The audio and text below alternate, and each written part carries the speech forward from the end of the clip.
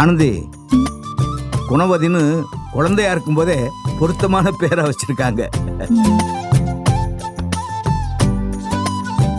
இல்ல மல்லிகா?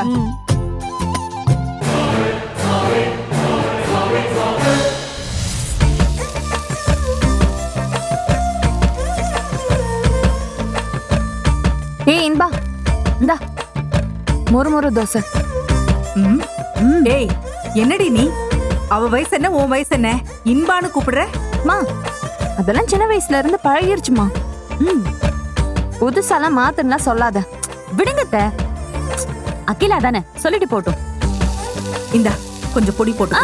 போதும் போதும் போதும், நான் இதை வச்சு சாப்பிட்டுக்கிறேன். சரி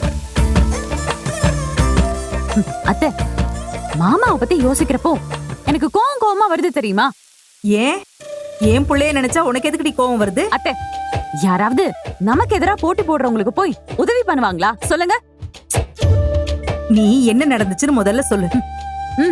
அத்தை, நமக்கு எதிரா போட்டி போடுறவங்களோட தறி ரிப்பேரா போயிடுச்சாம். அத நம்ம குமரன் மாமா போய் சரி பண்ணி கொடுத்துட்டு வந்திருக்காரு. அத வச்சுதான் அவங்க அந்த போட்டியில கலந்துக்க சேலைய நெஞ்சிருக்காங்க. உங்களுக்கு இன்னொன்னு தெரியுமா? அவங்கதான் இன்னைக்கு ஃபர்ஸ்ட் பிரைஸும் ஜெயிச்சிருக்காங்க.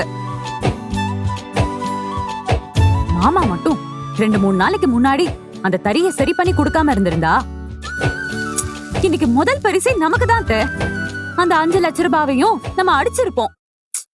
மாமா எங்க விட்டுட்டாரு. எனக்கு அப்படியே கோவமா வருது. என்னம்மா, என்ன பத்தி ஏதோ கம்ப்ளைண்ட் பண்ணிக்கிட்டு இருக்கா? அண்ணே, நீ ஏதோ உன்னை எதிர்த்து போட்டி போட்டவங்களுக்கு ஹெல்ப் பண்ணிருக்கியாம். அதனாலதான் நீங்க தோத்து போயிட்டீங்களாம். நீ தறிய சரி பண்ணி கொடுத்ததுனாலதான் அந்த குரூப் போட்டியில ஜெயிச்சாங்களாம். உன்னை நினைக்கும் போதெல்லாம் கோவமா வருதுன்னு சொல்லிட்டு இருக்கா. ஓ,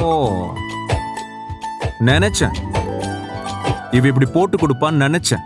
அத்தை, நான் சொன்னதுல என்ன தப்பு இருக்கு சொல்லுங்க? இங்க பாருமா, எதிர்த்து போட்டி போடுறாங்களோ இல்லையோ, யாரு எக்கேடு கெட்டு போனா எனக்கு என்னன்னு நினைக்காம யாரா இருந்தாலும் அவங்களுக்கு உதவி செய்யணும்னு நினைச்சு என் புள்ள உதவி செஞ்சிருக்கானே, அதுக்கான புண்ணியம் என்னைக்குமே என் புள்ளைக்கு கண்டிப்பா கிடைக்கும். தர்மம் தலைக்காக்குன்னு சொல்லுவாங்கல்ல, அந்த மாதிரி இந்த புண்ணியம் என் புள்ளைய என்னைக்குமே காப்பாத்தி நிக்கும். நீ தேவையில்லாம இதை நினைச்சு வருத்தப்படாத.